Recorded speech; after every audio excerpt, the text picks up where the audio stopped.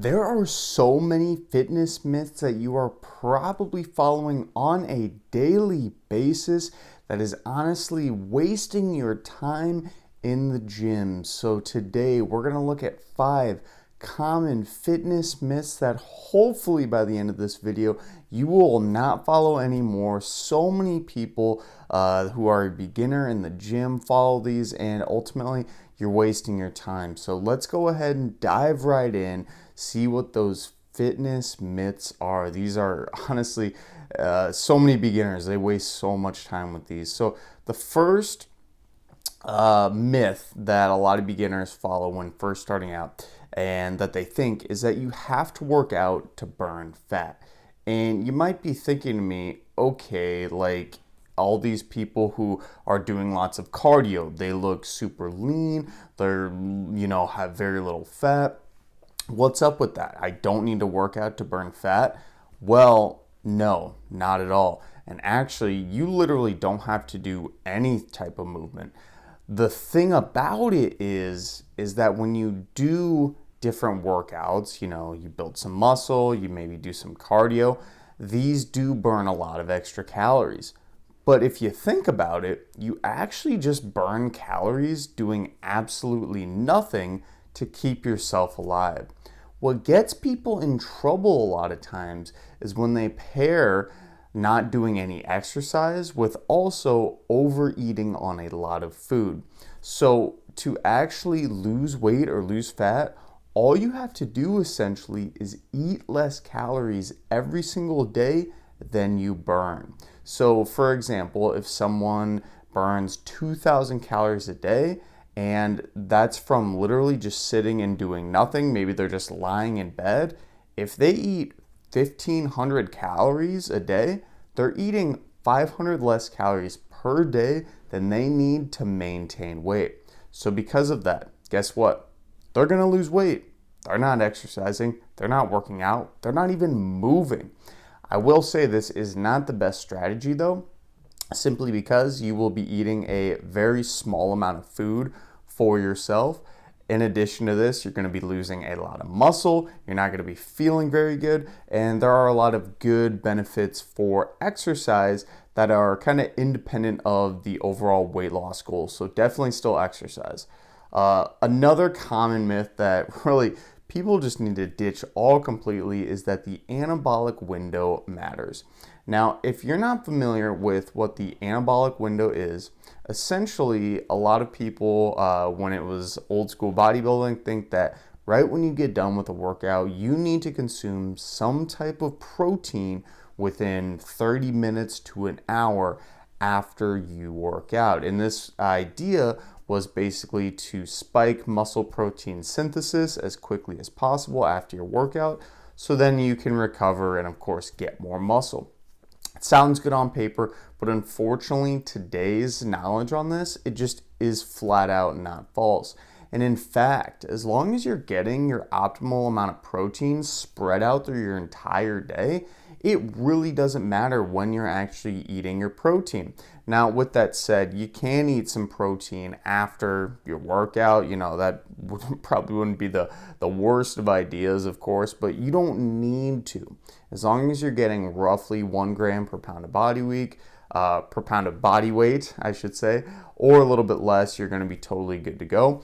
The anabolic window does, however, matter for another macronutrient, and that is carbohydrates. Carbohydrates are really, really important to eat a little bit before and after your workout, especially high intensity workouts, because this will replenish your muscle glycogen. And there is kind of an anabolic timing window in regards to that macronutrient. So protein, not so much. Protein is still incredibly important, but the timing of protein, don't really stress out about it. You don't need to run home and just pound a protein shake immediately. And even when it comes to the carbs, you don't need to literally eat a banana as you're finishing your last set of your workouts. Don't stress over these things. But it would be a good idea to get a good meal as quick as you can after it, just because it's not going to hurt, right? It's not going to hurt.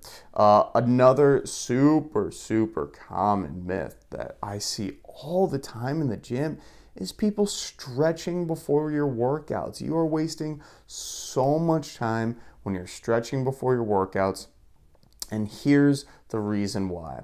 So stretching, although there isn't inherently anything bad or really dangerous about doing it before a workout, it does actually decrease the amount of performance that a muscle can give. So if you stretch before a chest workout, for example, or a leg workout, you stretch your leg muscles, guess what? You're not going to be able to do as much weight. You're not going to be able to push as hard. And because of that, your muscles aren't going to get as big and as strong as if you didn't do that static stretching. So I should differentiate here. We're talking about static stretching. Static stretching is essentially where you sit and hold a position just like this individual here. Maybe you could do a quad stretch where you just grab the back of your leg and you try to pull it up towards your butt, holding it. That will not help you. What does help, and what is a good idea though, is what we call dynamic stretching. And this isn't really stretching. It's essentially just an active warm up where maybe you do a very light jog down and back on a field. Maybe you do some high knees in place. Maybe you do some reaches up to the sky, reaches to the ground. Just generally to get your body moving, feeling a little good, getting some blood flow. It should be targeted around the muscle group that you're going to be working that day. So for example, if you're about to go and do like a squatting workout, or maybe you're going out for a run, it would be a good idea to mimic different kind of running movements. So maybe you're going to do a light skip. These are just a few examples. There's plenty of dynamic stretching warm-ups online. On YouTube, you can find those out, but don't static stretch because you are wasting your time. You can do that afterwards. If you are somebody who does like static stretching, you don't need to forego it completely, of course. Can help improve your mobility and such, but do it after your workout completely, of course, when you're done lifting weights, because that's where we're trying to get the most bang for our buck. Another common myth that people often think when you're looking through different magazines and different, Sports Illustrated or muscle and fitness magazines is they think they're going to look like the people that they follow their workouts. And I know that's kind of hard to explain, so let me just describe it. So basically, you see a famous bodybuilder and you see their workout routine and you see how they look. And you think that if you do that workout, you're going to look like them. Have some bad news for you. It's not going to happen. There's a variety of reasons why. Some of it is genetics, as in some people respond very well to different types of training.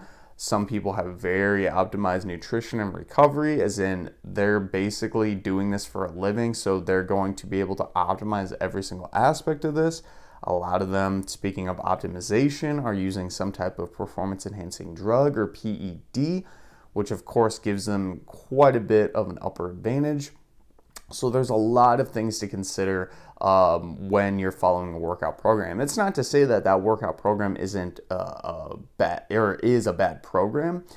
It's not to say you can't get results from it, but thinking you're going to get the same results and look exactly like that person, especially after just following that program for a couple months, not gonna happen. So really, I just want to steer you away from, seeing like a 30-day ab program and seeing a guy who's super fit and thinking, I'm gonna do that, I'm gonna look like him, boom, good to go. It's probably not gonna happen. Instead, just try to find a program that's very well known, very reputable.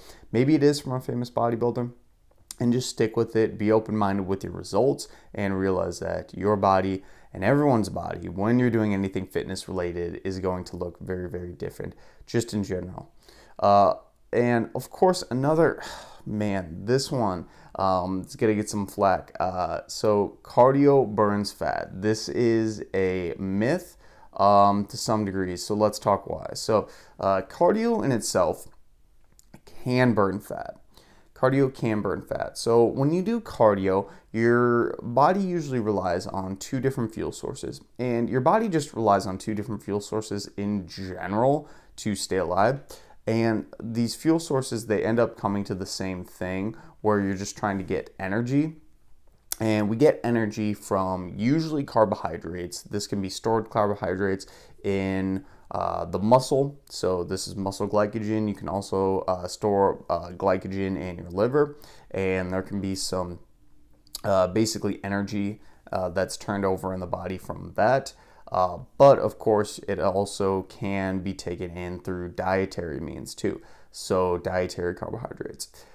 Also, as well, there is fat on your body, not only stored fat or adipose tissue, but the fat we intake as well. So those are both kind of fuel sources that you can actually burn some energy. So if you think about it, when you do cardio, your body can decide, okay, I'm going to take from the fat stores in my body, or I'm going to take from the carbohydrate stores to give myself some calories and fuel to fuel that cardio. If you are not in a calorie deficit, as in you are eating less calories per day than you burn, it doesn't matter how much cardio you do, you're going to gain fat or maintain your weight, simply because the second you eat a little bit of fat, even if it's taken off of your body to be fueled for that cardio workout, if you're over that calorie goal, it's going to be deposited right back into the stores right away. So that's something that not a lot of people realize. They'll go do endless hours on the treadmill, and then they'll just go eat a large pizza and be back to square one, thinking, oh my gosh, I did all this cardio. What happened? Well, you weren't in a calorie deficit. So cardio can help to burn fat, but it's not everything. And I also want to say too, if you are trying to optimize your fat loss goals, this is a super big hack. Make sure you are resistance training, because resistance training in itself actually burns calories at rest. So instead of just the calories you would burn during your normal cardio session, for example, you're going to be literally burning calories when you are just sitting and doing nothing. Sitting and watching this video, for example, because muscle mass is super metabolically active at rest. So that's a really, really cool hack. And of course, you look better too, and everyone wants that as well. So those are some of the fitness myths. Go ahead, like the video, subscribe to the channel. We help individuals with all abilities improve their life and their overall knowledge of the gym. And go ahead and check out this other video I'm going to link right now, talking about a few fitness myths that I regret. And this is when I started lifting. I did a few of these things, and I thought these things when I started in the gym. There's a few more things. Trust me, go check out that video. You'll love it. And you will waste even less time in the gym. So thanks for watching. We'll see you next time.